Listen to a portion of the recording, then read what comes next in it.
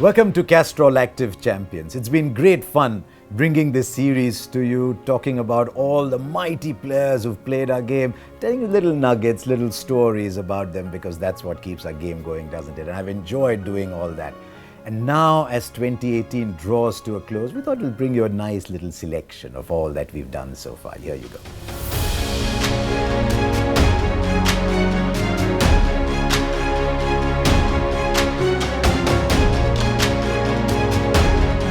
I remember meeting a very young Sourav Ganguly, 91, 92. It might have been Brisbane. He was a young kid. He was just lost. I saw him in the corridor of the hotel. He was bowling much more than he was batting. He didn't know whether he belonged or no. He didn't know whether he was going to get a chance. And I think that had a huge bearing on what he did after he became captain. And thereafter, he's written about it as well, that he did not want the youngsters coming into the team to go through the state that he went through, the state of uncertainty, of not knowing whether he belonged. And you'll see that as a motive that recurred all through his captaincy. Whether it was Virender Sehwag converting him to an opener in 2001-2, whether it was giving Yuvraj Singh the belief that he was going to get 10 games to prove himself, whether it was Harbhajan Singh coming back after 98 and starring in that 2001 series, whether it was Zahir Khan coming out of the Nairobi game and becoming a big player for India. You'll see that one thing common all the way through, that the youngsters he nurtured then went on to become big players. And I think this ability to protect raw talent almost is I think critical for a champion and a leader, and India needs to be grateful to Sourav Ganguly for that phase in Indian cricket. And I'll remember him for many things, the shots through the offside, the character he brought to the game, but more than anything else, because at that crucial stage in Indian cricket, he almost seemed to protect Indian cricket with his attitude and the players around him. That is what Castrol Active does. Its Active Bonds continuously protect your bike engine, not just when it's running, but even when it's off. This tour of England was always going to be special for Virat Kohli. He'll tell you otherwise, he'll tell you just another tour, but champions know what they want to do with their records. They know where they want to change things. They'll be aware that there's a little black spot in their record. And Virat Kohli would have remembered 2014 very well. I was on that tour and you could see every time he nicked, it was being caught. There was no luck, there were no dropped catches. Virat Kohli was in and Virat Kohli was out. And I remember seeing him lonely, forlorn around them. I saw him at having dinner by himself with his brother once. And I thought, oh, this is what a bad form, a poor run of scores does to people. It just leaves them a little short of belief. And I remember thinking at that time, who knows, maybe this could be the best thing that has happened to Virat Kohli. Now let's see what happens in 2018. Already in England, it's built up as Virat Kohli versus England.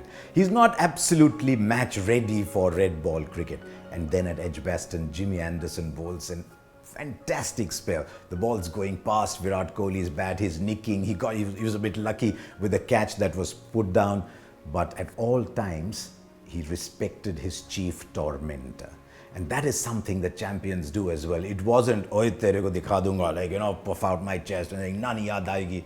No, he said, I need to respect Jimmy Anderson. He knew that if he kept Anderson out, there were runs coming from somewhere else. And you might well say he was lucky, and he was. It's important what you do with your luck. People get dropped and caught again. Virat Kohli used that luck, and that 149 in Edgbaston was sensational. Then after Lord's, the bad back, he overcame the bad back. He comes to Trent Bridge, India 2-0 down, 97 and 103. He said, we only want to make it 2-1 up. We're only looking as far as 2-1, and 2-1 it was.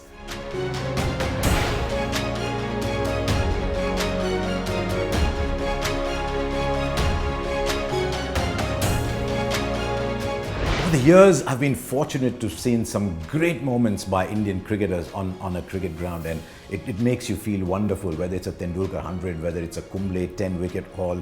It just makes you feel great, and some days you sit back and say, wow, I was there. And I've had an Indian fan moment like that as well, and it came at the World Cup of 2015. After the opener, England versus Australia at Melbourne, I was flying out to Adelaide for the India-Pakistan game. And believe me, that day at Melbourne Airport, there were so many Indians around, you'd have found it difficult to believe that you were actually in one of the at an Australian airport, on the great cities of the world. And then we landed in Adelaide, and there was just Indians and Pakistanis around. 70% of them were Indians. And you sort of expect that. It's an India-Pakistan game. Everyone's bought tickets. But then my moment actually came in Melbourne. India were playing South Africa at the MCG. More people at the ground there that day than to watch England versus Australia in the opener of the World Cup. And then the national anthem started. And then suddenly you realized that there were 60,000 Indians almost. It was about 87,000 people, so between 55, 60,000 Indians, and they're all singing the national anthem together. And some days later, I got a WhatsApp forward.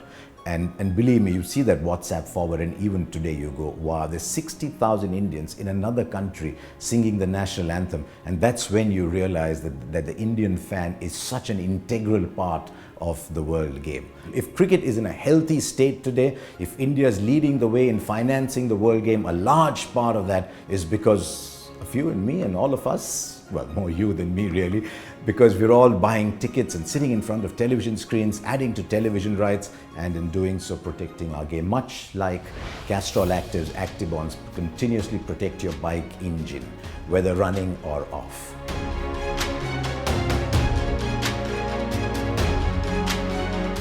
So there you are, that was 2018. I hope you enjoyed what we brought to you. There's so many more stories, so many more anecdotes, so many more champions to talk about as we get into 2019. And we'll start off the new year with the mightiest champion of them all.